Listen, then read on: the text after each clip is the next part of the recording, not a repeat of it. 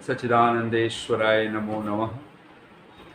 स्वाध्याय के क्रम में 7वां सत्र अथ सत्यार्थ प्रकाशः प्रथमः समुल्लासः। ओम शन्नो मित्रः संवरुणः शन्नो भवत्वर्यमा शन्ना इंद्रो बृहस्पतिः शन्नो विष्णुरुक्रमः। ओम शांति शांति शांति।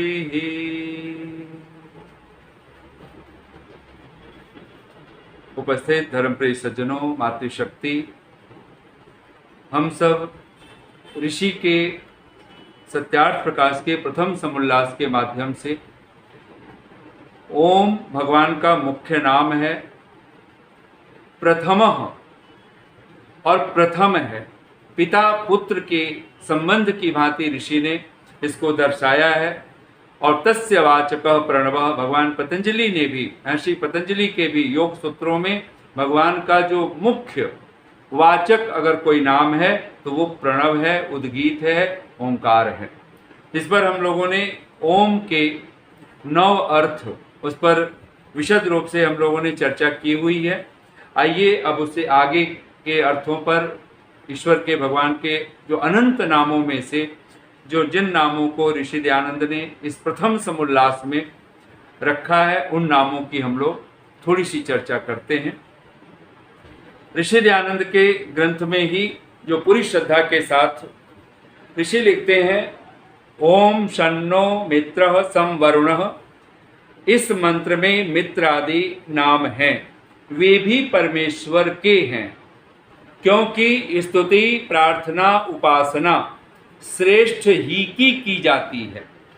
यहाँ पर ऋषि स्पष्ट कहते हैं कि जो सन्नो मित्र जो मंत्र हम लोगों ने पढ़ा है, जो ऋग्वेद में भी ये मंत्र आता है और यजुर्वेद में भी ये मंत्र आता है, तो वहाँ पर कहते हैं कि ये जो मित्र नाम है, वरुण नाम है, अर्यमा है, इंद्र है, बृहस्पति है, विष्णु है, उरुक्रमः का करके कहा, तो कहा ये सब नाम परमेश्वर के हैं, भगवान के हैं।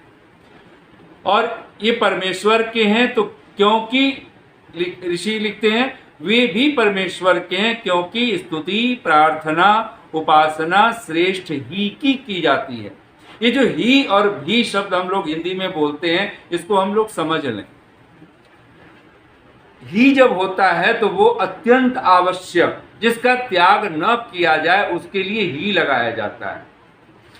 जो आवश्यक है, अत्यंत आवश्यक है, और जहां हम विकल्प, हम ये भी कर सकते हैं, वो भी कर सकते हैं, तो वहां हम भी लगाते हैं। ये करना भी चाहिए तो उसका मतलब, और करना ही चाहिए तो उपासना किसकी करनी चाहिए, स्तुति किसकी करनी चाहिए, प्रार्थना किसकी करनी चाहिए, तो ऋषि लिखते हैं श्रेष्ठ ही की करनी चाहिए। और सबसे श्रेष्ठ अगर कोई है तो वो परमात्मा है। तो ऋषि दयानंद लिखते हैं श्रेष्ठ उसको कहते हैं जो गुण कर्म स्वभाव और सत्य व्यवहारों में सबसे अधिक हो। श्रेष्ठ किसको कहा जाए?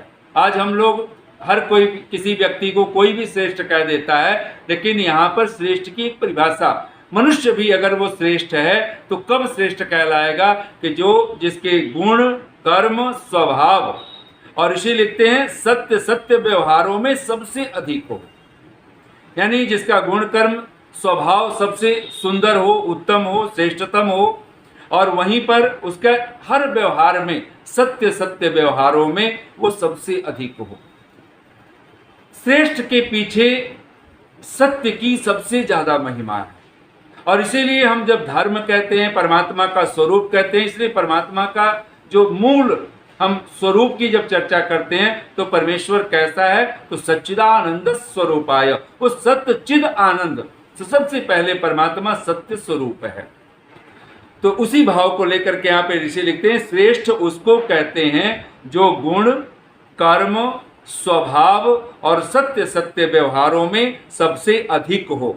उन सब श्रेष्ठों में भी ऐसे श्रेष्ठ जिनका गुण कर्म स्वभाव और व्यवहारों में जो सबसे अधिक है, कहते उन सब श्रेष्ठों में भी जो अत्यंत श्रेष्ठ उसको परमेश्वर कहते हैं। अब ऐसे श्रेष्ठतम लोगों में भी जो ईश्वर है, जीव है, प्रकृति है, प्रकृति भी बहुत सारे प्रकृति में ऐसे गुण मिलते हैं, अग्नि, वायु, आकाश, जल, पृथ्वी, असंख्य गुणों से भरे पड़े हैं। तो और ऐसे जीव आदि हैं जो आप्त पुरुष हैं, ऋषि हैं, महर्षि हैं। तो कहते हैं ऐसे सब श्रेष्ठों में भी जो अत्यंत श्रेष्ठ है, श्रेष्ठतम है, कहते हैं उसको परमेश्वर कहते हैं। जिसके तुल्य कोई न हुआ, ऋषि के शब्द हैं महर्षि देवदयानंद के, जिसके तुल्य कोई न हुआ, न है और न होगा। यानी परमात्मा के समान न कोई हुआ है, न वर्तमान में कोई है और न भविष्य में कोई होगा। और ऋषि लिखते हैं जब तुल्य नहीं, माने उसके समान जब कोई नहीं, तो उससे अधिक क्यों कर हो सकता है। यानी परमात्मा की जब समान ही कोई नहीं है तो परमात्मा से बढ़ करके तो कोई हो नहीं सकता है। इसलिए हम लोग जो ये अतिशयोक्ति बोला करते हैं कि आप तो भगवान से भी बढ़कर हैं, हम लोग बहुत अतिशयोक्ति, जब कोई अतिथि, कोई मेहमान या किसी की हम लोग प्रशंसा करने लगते हैं, कई बार अपने गुरुजनों की, अपने माता पिता की, अपने किसी इष्ट मित्र की, तब हम ये वाक्य बोलने लगते हैं कि अरे आप तो भगवान से भी बढ़ करके हैं हमारे लिए। तो ये वाक्य हम लोगों को नहीं बोलना चाहिए। ये ऋषि का वाक्य स्पष्ट करता है कि परमात्मा से बढ़ करके श्रेष्ठ कोई भी नहीं हो सकता है। तो जैसे परमेश्वर के सत्य, न्याय, दया, सर्व सामर्थ्य और सर्वज्ञत्व आदि अनंत गुण हैं। तो यहाँ पर कुछ गुणों का नाम ऋषि ने यहाँ पे लिखा कि गुण, कर्म, स्वभाव। तो गुण, जैसे एक गुण का नाम लिया सत्य, न्याय, दया, सर्व सामर्थ्य यानी सर्वशक्तिमत्ता, और सर्वज्ञत्व आदि यानी सर्वज्ञता, सब कुछ जानने का जो सामर्थ्य है। अनंत गुण हैं, ऐसे परमात्मा में जो अनंत गुण हैं वैसे अन्य किसी जड़ पदार्थ व जीव के नहीं हैं। तो ऋषिदास ने स्पष्ट कर दिया, एक जड़ पदार्थ, ये जो प्रकृति, सत्व, रज, तम, इससे बने हुए जो ये कार्य जगत है, ये जो पूरी प्रकृति हमें दिखाई देती है, और जीव जो हमारे पूर्वज हो चुके हैं, भगवान ब्रह्मा से लेकर के महर्षि जैमिनी पर्यंत, महर्षि देवदयानंद पर्यंत, और आज के भी वर्तमान में जो ऋषि, संत, महापुरुष, विद्वान, चिंतक, मनीषी पूरी धरती पर, पूरी वसुधा पर, जिस भी वेशभूषा में, जिस भी भाषा में लोग हैं, कहते हैं कि उन लोगों के भी तो वो उनके गुण, कर्म, स्वभाव और उनके सत्य सत्य व्यवहार परमात्मा से अधिक नहीं हो सकते। तो ऋषि लिखते हैं जो पदार्थ सत्य है उसके गुण, कर्म, स्वभाव भी सत्य होते हैं। यानी जो चीज, अब यहाँ ईश्वर, जीव और प्रकृति, ये तीन पदार्थ हमारे सामने हमेशा ये हमने मस्तिष्क में रखना है। और जीव जब हम कह देते हैं तो सारे ऋषि, मुनि, संत, महापुरुष, देश के लिए, धर्म के लिए अपना सर्वस्व अर्पित करने वाले जो लोग भी हैं, उन सबको हम गणना कर सकते हैं। वो सब जीवों की संज्ञा में आएंगे, जो हो चुके हैं, जो वर्तमान में भी हैं, और भविष्य में भी कोई जीव होगा तो भी परमात्मा के समान नहीं हो सकता। तो परमात्मा से बढ़ करके होने की तो कोई बात ही नहीं है। अब इन शब्दों में हम सोच सकते हैं कि ऋषि दयानंद परमात्मा की कितनी महिमा और क्या श्रद्धा है ऋषि की। इसलिए तो हम लोग एक बात मस्तिष्क में हर पल बिठा करके रखें, इंसान में भगवान है, भगवान में इंसान है, उन सफीनों का कभी तूफान कर सकते हैं क्या। सफीना कहते हैं नौका को। इंसान में भगवान है, भगवान में इंसान है, उन सफीनों का कभी तूफान कर सकते हैं क्या। जिनका माझी है खुदा, जिनको खुदा पे मान है। मंजिलें चल पड़ती हैं उन राहगीरों की तरफ, दिल में जिनके जोश है, पैरों में जिनके जान है। महर्षि देवदयानंद की जो श्रद्धा है ऋषि के प्रति, ईश्वर के प्रति, और वो परम ऋषि है परमात्मा, वह सच्चिदानंद स्वरूप है। उसका सत्य गुण, उसका सत्य स्वभाव, सत्य कर्म, वह सत्य कर्मा है, सत्य धर्मा है, वो विश्वकर्मा है। और ऐसे सच्चिदानंद जो स्वरूप परमात्मा है, तो कहते हैं कि एक बात हमारे मस्तिष्क में ऋषि लिखते हैं कि जो पदार्थ सत्य है, कहते हैं उसके गुण, कर्म, स्वभाव भी सत्य होते हैं। इसलिए मनुष्यों को योग्य है कि, अब ये जो ऋषि का बहुत जगह पे आप अगर भाष्य पढ़िए उनके हिंदी में, जब भी ये वाक्य आता है कि मनुष्यों को योग्य है कि, इसका अर्थ है यदि हम मनुष्य हैं तो क्या करना चाहिए। तो कहते हैं मनुष्यों को योग्य है कि परमेश्वर ही की स्तुति, प्रार्थना और उपासना करें। फिर यहां पे ऋषि ने लिखा परमेश्वर ही की। हम अभागे हैं कि जब हम उस परमात्मा को, जिसने हमें जीवन दिया है, जिसने हमें ये मनुष्य जीवन प्रदान किया है, और कारुण्याद, बड़ी करुणा करके परमात्मा ने हमें ये मनुष्य का जीवन, और उसके साथ ही हमें अपनी वेद वाणी तंत्रम प्रोवाच, भगवान वेद व्यास भाष्य करते हैं तो कहते हैं कि हम जीवों के लिए परमात्मा ने बड़ी करुणा करके, उस परम ऋषि परमात्मा ने हम लोगों को ये वेद का ज्ञान दिया है। तो निसंदेह हम परमेश्वर ही की स्तुति, प्रार्थना और उपासना करें। अभागे हैं वे इंसान जो ऐसे परमात्मा को, जो सच्चिदानंद स्वरूप है, जिसके तुल्य कोई जीव, कोई जड़ पदार्थ नहीं हो सकता, आज हम उन वस्तुओं के पीछे अपनी सारी जिंदगी समाप्त कर रहे हो, तो हमसे ज्यादा दुर्भाग्यशाली, दुर्भगो फिर कोई दूसरा नहीं हो सकता है। दुर्भग। ऋषि कहते हैं उससे भिन्न की कभी न करें। ये अनन्य भक्ति, हम लोगों ने एक नाम सुना हुआ है, परमात्मा की अनन्य भक्ति करनी चाहिए। अनन्य का क्या अर्थ होता है? उसी को मानो ऋषि के शब्द बहुत सुंदर रूप से व्याख्यायित करते हैं। न अन्य अनन्य, यानी परमात्मा जैसा न कोई हुआ है, न परमात्मा जैसा कोई है, न परमात्मा जैसा कोई होगा। तो जब उससे अन्य कौन हो गया? तो जीव हो गया और प्रकृति हो गई। तो जब न कोई जीव उसके जैसा है, इसलिए न किसी जीव की उपासना करनी है, स्तुति करनी है, न प्रार्थना करनी। किसके समान? ईश्वर के समान। एक बात यहाँ पे ये अर्थ नहीं है हम माता पिता की स्तुति नहीं करेंगे, हम गुरु आचार्य की स्तुति नहीं करेंगे, अथवा समाज में हम किसी राजा की, किसी सेनापति की या किसी विद्वान की स्तुति नहीं करेंगे। नहीं, इसका निषेध नहीं है।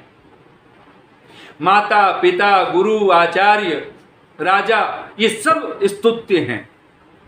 और अनेक अनेक मंत्रों में जब भाव आता है, गायत्री मंत्र भी अगर हम पढ़ते हैं, विश्वानिदेव मंत्र पढ़ते हैं, तो ऋषि ने उसके खुद स्वयं ऋषि देव दयानंद ने इन मंत्रों के जो देवता को आधार बना करके राजा परक भी अर्थ किया है, और उसी मंत्र का भाव जो ईश्वर परक भी किया है। यानी सविता और देव, ये राजा का भी विशेषण हो सकता है और परमात्मा का विशेषण तो है ही।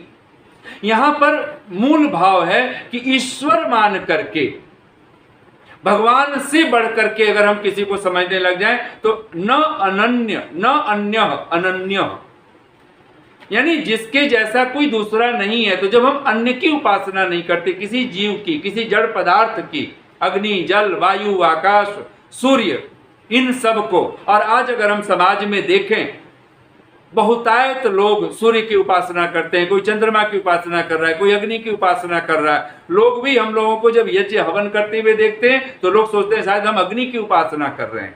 नहीं, हम जड़ अग्नि को भगवान मान करके उपासना नहीं कर रहे हैं, और न जड़ अग्नि को भगवान से बढ़कर के मान रहे हैं, न हम जल की उपासना कर रहे हैं, न हम अंतरिक्ष आकाश की उपासना कर रहे हैं। सूर्य आत्मा जगतस्तस्थुष, जब ये मंत्र भगवान के खुद वेदवाणी है, जैसे इस जगत में सूर्य चराचर का आत्मा है, तो भगवान को जब हम सूर्य कहते हैं तो वो चराचर का आत्मा है।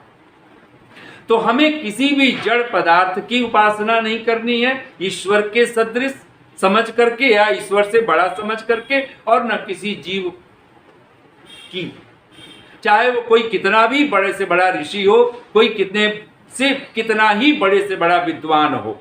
तो यहाँ पर ऋषि का ये वाक्य बहुत महत्वपूर्ण है कि परमेश्वर ही की, ही शब्द और भी शब्द हमें बार बार समझ, और ऋषि ध्यान इस पर बड़ा जोर देते हैं। तो हमें भी नहीं समझना है, हमें ही समझना है। जैसे गायत्री मंत्र में ही धीमहि शब्द आता है, जब हम गायत्री मंत्र में धीमहि कहते हैं तो वहां पर क्या ऋषि का ही अर्थ है, परमात्मानम वयम नित्यम उपासीमहि। किसका हम ध्यान करें, किसकी उपासना करें, किसको धारण करें? तो कहा परमात्मानम, वह जो परमात्मा है, जो सविता है, जो देव है, जो तत् जिसको कह करके वरेण्यम कह करके पुकारा, भर्गः कह करके पुकारा, उस परमात्मा को परमात्मानम वयम नित्यम उपासीमहि, उस परमात्मा की हम नित्य उपासना करें। क्यों करें? तो प्रचोदयात, तो ऋषि के ही शब्द हैं, यह परमेश्वर, जो परमेश्वर, कौन परमेश्वर? जो सविता है, जो देव है, जो वरेण्यम है, भर्गः है। तो कहते हैं वह परमेश्वर न अस्माकम धियः, धियः का अर्थ है धारणावती बुद्धि, और धियः के दो और अर्थ हैं, एक बुद्धि तो है ही, दूसरा अर्थ है कर्म, प्रज्ञा और कर्म, यानी जो परमात्मा हमारी बुद्धि को प्रेरित करे और हमें सत्कर्मों में प्रेरित करे। तो धी का अर्थ कर्म भी है और धी का अर्थ प्रज्ञा भी है, ज्ञान भी है। तो ऋषि लिखते हैं जो परमेश्वर न अस्माकम धियः धारणावती बुद्धि, बुद्धियों को, हमारी बुद्धियों को, हम सब उपासक अगर भगवान से प्रार्थना करने लगे तो बुद्धि कैसी हो? धारणावती, जो धारण करने वाली बुद्धि हो, केवल मस्तिष्क तक रह जाए वो बुद्धि बुद्धि नहीं कहलाती। जो ज्ञान आपके कर्म में परिणत हो जाए उस ज्ञान को कहते प्रचोदयात। भगवान फिर ऋषि ज्ञान का अर्थ करते हैं प्रेरयित, वह परमात्मा प्रेरित करे। क्या करे? तो बुरे कार्यों से, बुरे कर्मों से हमें हटा करके उत्तम गुण कर्म स्वभाव में प्रवृत्त करे, प्रेरित करे। और बार बार ऋषि का ये वाक्य अनेक जगह पर भाष्यों में आता है कि हम भगवान की जब स्तुति करें, प्रार्थना करें, उपासना करें तो कैसे करें? तो कहते हैं प्रेमणा सत्यभावेन प्रार्थितः च ईश्वरः तान सर्वदा रक्षति। कहते हैं प्रेमणा सत्यभावेन प्रार्थितः, यानी प्रेम प्रीति से, सत्य भाव से, जहाँ छल कपट किसी प्रकार का न हो, जहाँ पर किसी भी तरह का दंभ दर्प न हो, दिखावा न हो, किसी तरह का पाखंड न हो, सहजता से, सरलता से हम भगवान की जब स्तुति करें, प्रार्थना करें तो कहते हैं ऐसे प्रार्थित, ऐसे स्तुतः, उपासितः जो परमात्मा है वो क्या करता है? तो ईश्वर, ये जो प्रार्थित ईश्वर है, स्तुति किया हुआ ईश्वर है, उपासना किया हुआ ईश्वर है, तान, उन प्रार्थना करने वालों का, उन स्तुवावकों का, उन उपासकों को सर्वदा रक्षति, कहते हैं परमात्मा उनकी सर्वदा ही रक्षा करता है। पुनः ऋषि लिखते हैं कि ऐसे परमेश्वर ही की स्तुति, प्रार्थना और उपासना करें, उससे भिन्न की कभी न करें। इसी क्या नाम है? अनन्य भक्ति। हम भगवान जैसा किसी को न समझें, न माने और न भगवान जैसा कभी कोई होने वाला है। क्योंकि फिर यहाँ पे ऋषि एक बहुत प्यारा वाक्य लिखते हैं, क्यों नहीं करना चाहिए? तो वहाँ उदाहरण देते हैं और हमारे पूर्वजों का उदाहरण देते हैं, उन्हीं पूर्वज ऋषियों का, ब्रह्मा आदि ऋषि का।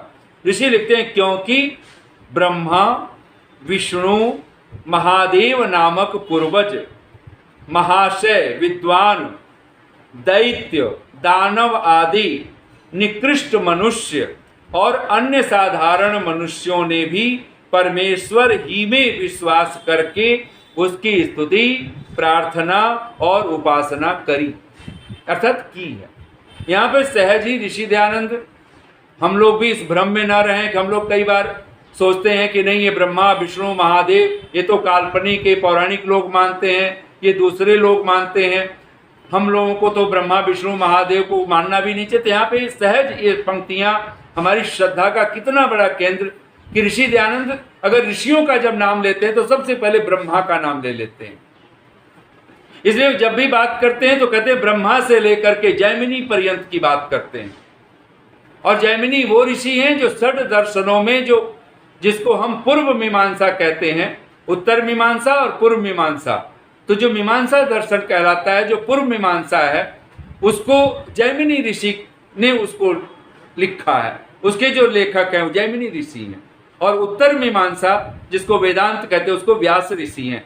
यानी आप सोचिए कि महर्षि जैमिनी पर्यंत जब बात करते हैं तो ब्रह्मा से लेकर के, और ऋषि यहाँ पर सत्यार्थ प्रकाश के पहले समुल्लास में ये कितनी श्रद्धा है कि ब्रह्मा, विष्णु और महादेव ये तीन ऐसे आप्त पुरुष हुए हैं, ऐसे आप्त महाशय हुए हैं। महादेव जिसको हम शिव जी कहते हैं, शंकर कहते हैं, महादेव कहते हैं, नामक पूर्वज, ये नाम वाले पूर्वज जो पूर्व ऋषि हो चुके हैं, आप तो पुरुष हो चुके हैं, और इनको आज तक भुलाया नहीं जा सका। और इनको आज हम कहीं न कहीं हम समाज में देख रहे हैं तो इनको कहीं न कहीं प्रतीकात्मक सिंबॉलिक बना दिया गया, जो कि ये ऋषि थे, ये आप तो पुरुष थे, और इनके वचनों पर ही चल करके आज तक हमारी संस्कृति कहीं बची हुई है। कहते हैं ऐसे महाशय, जिनका आशय महान हो उनको कहते हैं महाशय। विद्वान, विद्वांसो ही देवा, यानी ये सब देव पुरुष हैं। ऋषि दयानंद जब विद्वान शब्द कहते हैं तो जिसने परमात्मा को जाना है, जो धार्मिक है, ये अर्थ दो ऋषि हमेशा लेकर के चलते हैं, जो वेदों का विद्वान है और जो सत्य गुण कर्म स्वभाव वाला है, जो देवता है, और जिसको सतपथ ब्राह्मण ने कहा विद्वांसो ही देवा। ऋषि दयानंद जब भी देव शब्द कहते हैं, विद्वान कहते हैं, तो उसका अर्थ, मूल अर्थ है देवाह, और सत्यम वही देवाह अनृतम मनुष्या, ये अर्थ भी हम लोगों को ले लेने चाहिए। तो ऋषि लिखते हैं क्योंकि हम लोगों को परमेश्वर ही की उपासना स्तुति प्रार्थना करनी चाहिए। क्यों करनी चाहिए? क्योंकि ब्रह्मा विष्णु महादेव नामक पूर्वज, यानी ये तीन अद्भुत महापुरुष हो गए। इन महापुरुषों को जो जिसको आज हम लोग भगवान बना करके और उन्हीं के अवतार बना करके लोग भगवान की पूजा करते हैं, तो यहाँ पर कहा नहीं, ये ऐसे आप्त पुरुष, ऐसे देव पुरुष हो गए हैं कि ये लोग भी भगवान की ही उपासना करते थे। और यही नहीं कि यही करते थे, बोले दैत्य भी उस जमाने में करते थे। यानी जिसको हम सतयुग कहते हैं, त्रेता कहते हैं, द्वापर कहते हैं, और बड़े बड़े इतिहासकारों का जो जानने वाले इतिहासकार हैं, जिन्होंने इन वेदों पर, शास्त्रों पर जिनकी श्रद्धा है, वो धरती को कोई 5000 10,000 साल मनुष्य की सृष्टि को नहीं मानते हैं। लाखों वर्ष हमारी सृष्टि को हो गया, करोड़ों वर्ष हो गए हैं। उस आधार पे कहते हैं दैत्य और दानव आदि, यानी जो असुर होते थे, राक्षस होते थे, वो भी एक भगवान की उपासना करते थे और उसी की उपासना करते थे, कहते थे। और निकृष्ट मनुष्य, जो साधारण मनुष्य हैं, और भगवत गीता में तो भगवान कृष्ण का ये वाक्य ही है, यद यद आचरति श्रेष्ठ तद एव इतरो जनः स यत प्रमाणम कुरुते लोकस तदनुवर्तते। अर्जुन को भगवान कृष्ण कहते हैं यद यद आचरति श्रेष्ठ, जो जो आचरण श्रेष्ठ पुरुष करता है, तद एव, उस आचरण को ही, इतरो जनः, साधारण लोग, सामान्य लोग वही आचरण करते हुए दिखाई देते हैं। कहते हैं स यत प्रमाणम कुरुते, जो श्रेष्ठ पुरुष जो प्रमाण कर देता है, लोकस तदनुवर्तते, उसी को लोग, यानी लोग, मनुष्य समुदाय उसी आचरण को अपने जीवन में अपनाता है। तो ब्रह्मा ने जो किया वो आदर्श बना, जो भगवान विष्णु ने किया वो आदर्श बना, जो महादेव ने, शंकर जी ने किया वो आदर्श बना है। और ऐसे ही यहाँ तक कि उन्हीं को आदर्श बना करके, अब पुराणकार भी कहते हैं कि अगर देवता कभी तो किसकी उपासना करने लग जाते थे, तो भगवान की करते थे, लेकिन कहते थे वो ब्रह्मा की उपासना। वो ब्रह्मा कौन है? वो परमात्मा ही तो है, परमात्मा का ही तो नाम ब्रह्म है, वही तो ब्रह्मा है। और यहाँ तक ऋषि लिखते हैं पुनः कि दैत्य दानव और निकृष्ट, यानी इनको निकृष्ट मनुष्य, ये सब भी एक भगवान की उपासना करते थे। और कहते अन्य साधारण मनुष्यों ने भी परमेश्वर ही में विश्वास करके उसी की स्तुति प्रार्थना और उपासना करी, यानी करते थे, की है, उससे भिन्न की नहीं की। कहते हैं वैसे हम सबको करना योग्य है। यानी यहाँ पर ऋषि ने एक बहुत सुंदर दृष्टांत दिया है कि हमें भगवान की ही उपासना करनी चाहिए, भगवान की ही स्तुति करनी चाहिए, भगवान की ही प्रार्थना करनी चाहिए। क्यों? क्योंकि परमात्मा की उपासना ब्रह्मा भी करते थे, भगवान विष्णु भी करते थे, महादेव भी करते थे। और हमें जिस महापुरुषों को आज हम लोग भगवान बना करके बैठे हुए हैं, वो राम और कृष्ण भी उसी परमात्मा की उपासना करते थे। गोस्वामी तुलसीदास जी तो लिख देते हैं, संध्या करन चले दो भाई। सांझ होती है, सुबह होता है, तो भगवान विश्वामित्र के साथ, महर्षि विश्वामित्र के साथ राम और लक्ष्मण दोनों जब साथ जा रहे हैं, जब सांझ होती है तो वहां गोस्वामी जी को लिखना पड़ा कि संध्या करन चले दो भाई, यानी भगवान राम और भगवान और वहां पर लक्ष्मण, ये दोनों जाकर के सांझ संध्या करते हैं। प्रातः काल संध्या करते हैं, और प्रातः काल उठ के रघुनाथा मात पिता गुरु नाम ही माथा। ये हमारी संस्कृति है।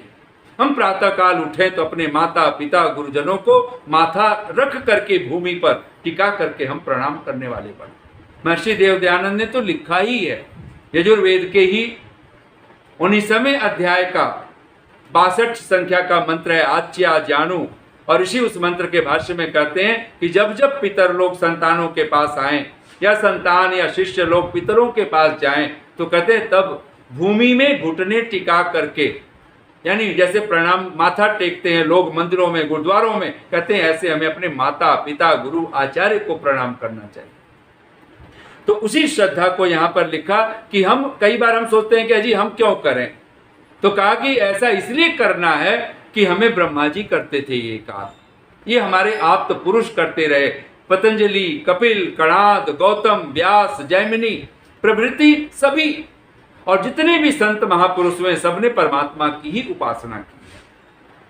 कहते हैं इसका विशेष विचार, फिर ऋषि दयानंद इसी ग्रंथ में लिखते हैं, इसका विशेष विचार मुक्ति और उपासना विषय में किया जाएगा। यानी ईश्वर की स्तुति कैसे करनी है, प्रार्थना कैसे करनी है, उपासना कैसे करनी है, इसका विशेष विचार ऋषि लिखते हैं कि आगे के जो समुल्लास होंगे तो वहां पर ऋषि दयानंद कहते हैं कि हम विशेष रूप से इस पर विचार करेंगे।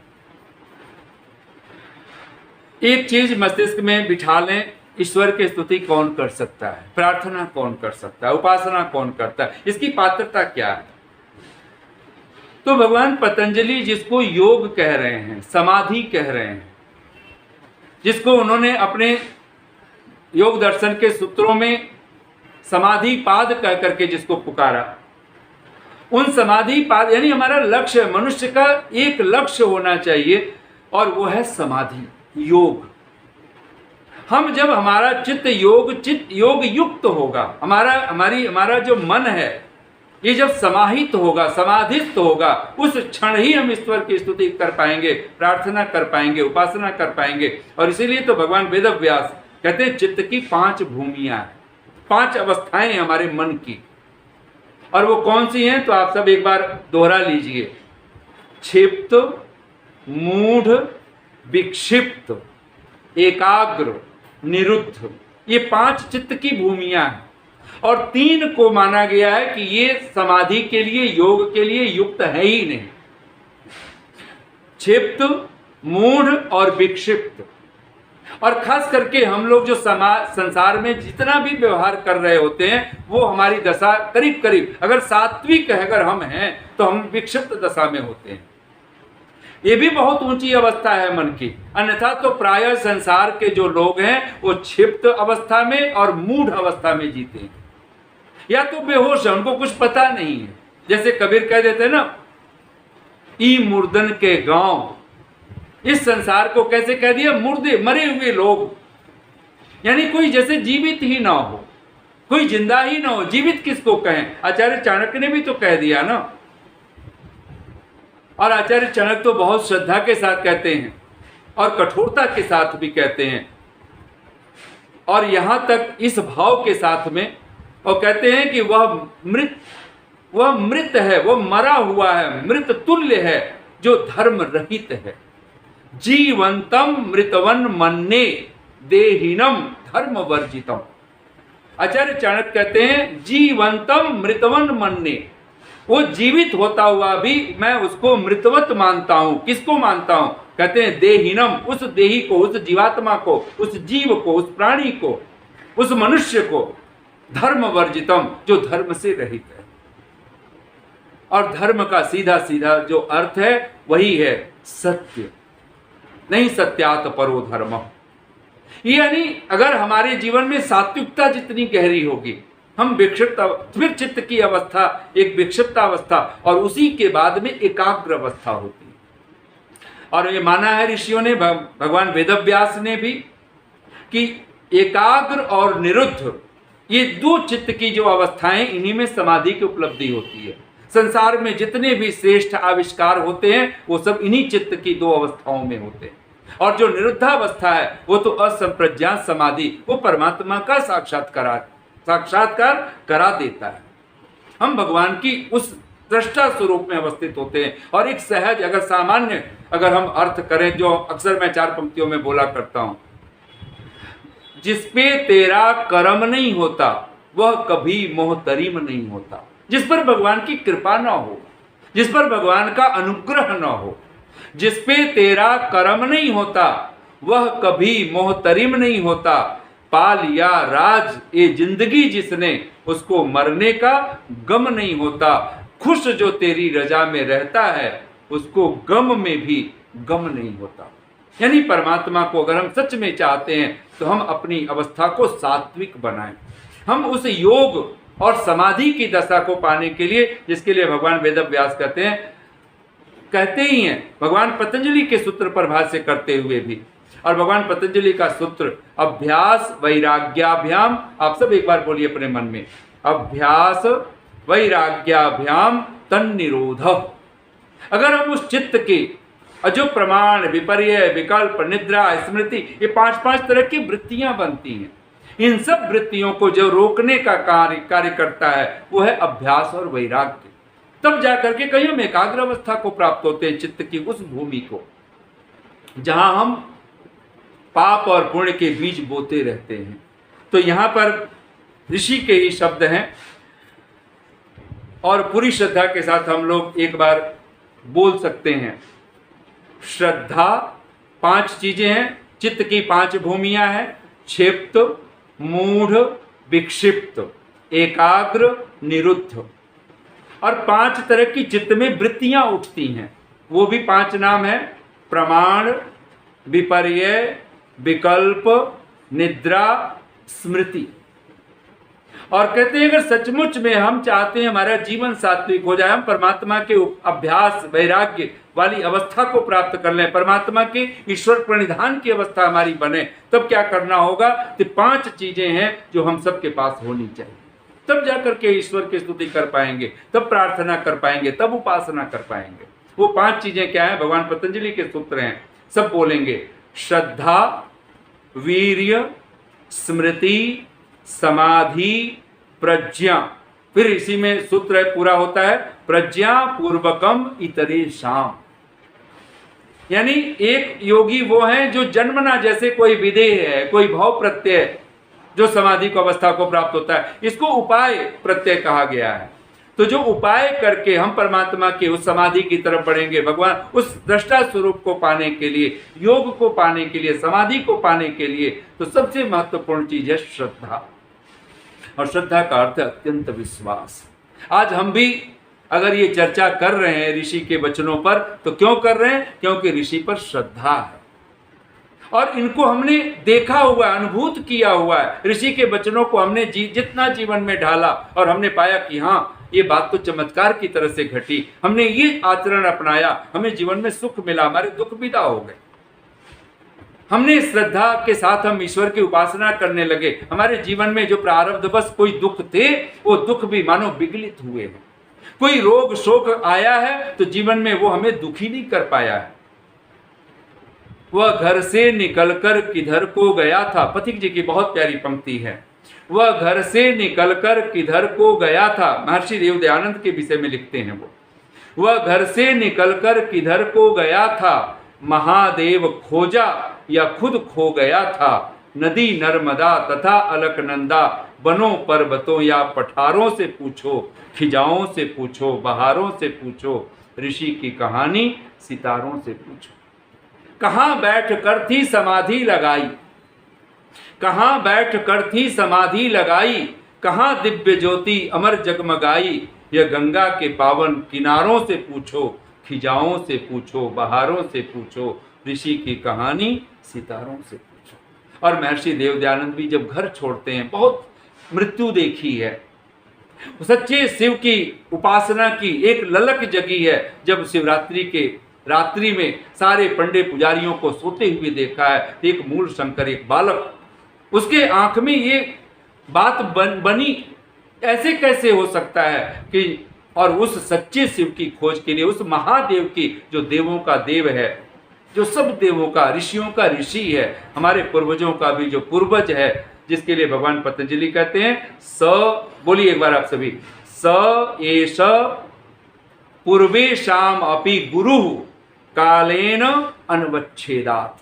जो सबका गुरुओं का भी गुरु है, सब पूर्वजों का भी गुरु है, जिसको कभी काल कबलित नहीं कर पाता, जिसको काल कभी विनष्ट नहीं कर पाता। आइए अंत में 4 पंक्तियां बोलते हुए और हम वाणी को विराम दें। और इस स्वाध्याय के सत्र में अभी हम लोगों ने थोड़ी सी चर्चा की है, और इस चर्चा में एक बात हम लोग अपने मस्तिष्क में श्रद्धा बिठा लें कि भगवान ब्रह्मा, भगवान विष्णु, भगवान महादेव ये हमारे आप्त पुरुष हो गए हैं, ये महान देव पुरुष हो गए हैं। और ऐसे आप्त पुरुषों के वचनों को हम आत्मसात करें। जैसे उन्होंने भगवान की उपासना की है, हम भी उस मार्ग पर एक ईश्वर की उपासना करने वाले बने और अपने चित्त को श्रद्धा से, वीर्यम उत्साह, श्रद्धा, वीर्य, स्मृति और हमेशा सतत एक आत्म स्मृति में जीने वाले बने। हम सतत याद रखें, मैं शरीर नहीं हूं और ये शरीर मेरा नहीं। प्रज्ञा, और ये पूरी श्रद्धा के साथ, श्रद्धा, वीर्य, स्मृति, समाधि, हर समय हमारा चित्त एकाग्र हो, समाहित हो, समाधिस्थ हो, राग द्वेष से मुक्त हो, ये प्रमाण, विपर्य, विकल्प, निद्रा, स्मृतियों से रहित हो। ऐसी मनोदशा को पाने के लिए अंत में ये 4 पंक्तियां हैं कि भगवान पे श्रद्धा, उपासना अगर हम कर लेते हैं तो क्या होता है और सचमुच में क्या होगा। जो मैं अक्सर बोला करता हूं वो 4 पंक्तियां हैं। बच के तूफान से निकल आई किनारे जिंदगी, बच के तूफान से निकल आई किनारे जिंदगी, चैन से गुजरेगी अब तेरे सहारे जिंदगी। और हर भक्त को ये अनुभूति होती है, तू जो मिला तो अब कहां तारीकी ये गम की घुटन। अब तेरे ऊपर श्रद्धा जगी, अभी तो हम पा भी नहीं पाए हैं, चल भी नहीं पा रहे हैं, फिर भी थोड़ी सी आस्था, थोड़ी सी श्रद्धा, थोड़ी सी ललक, थोड़ी सी पुलक। और क्या हुआ है कि तू जो मिला तो अब कहां तारीकी ये गम की घुटन। तारीकी कहते हैं अंधकार को, फिर कोई अंधेरा नहीं रह जाता, सब तरफ मानो दिव्य प्रकाश ही प्रकाश है। और ये प्रकाश कुछ और नहीं, ये बाहर का प्रकाश तो ओझल हो सकता है, ये कभी भी अंधेरे में डाल सकता है, कभी दिया बुझ सकता है, कभी सूरज भी बुझ जाएगा, आज बुझे कि कल बुझे। वैज्ञानिक कहते हैं एक दिन सूरज भी बुझेगा, लेकिन एक भीतर का जो ज्योति है, जिसके लिए भगवान बुद्ध कभी कहते हैं अप दीपो भव, उस दिए को हम जलाएं तो वहां कोई अंधेरा होता नहीं। तो जो मिला तो अब कहां तारीकी ये गम की घुटन, हर तरफ है देखती तेरे नजारे जिंदगी। इससे पहले मैं, यानी जब तुझ पर भरोसा न था, इससे पहले मैं दबा रहता था मैं के बोझ से। एक ही तो बोझ है, एक ही तो भार है, वो है अहंकार का बोझ, मैं का बोझ, ईगो का बोझ। ये जिस दिन हम ये ईगो को, अहंकार को, ये दंभ दर्प जो सब पाखंड करवा के रख देता है, इस अभिमान को जिस दिन हम त्याग देते तो होता क्या है। इससे पहले मैं दबा रहता था मैं के बोझ से, क्या सुकून है जब से तू ही तू पुकारे जिंदगी। क्या सुकून है जब से तू ही तू पुकारे जिंदगी। अब घर में रहिए, परिवार में रहिए, समाज में रहिए, राष्ट्र में रहिए, विश्व में रहिए, कहीं भी रहिए, लेकिन एक बात, तू ही तू, वही तो है वह परमात्मा जो सच्चिदानंद स्वरूप है।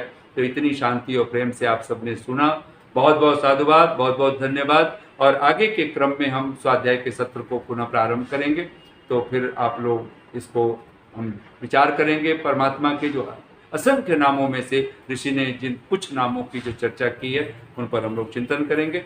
बहुत बहुत साधुवाद, बहुत बहुत धन्यवाद। ओम शम।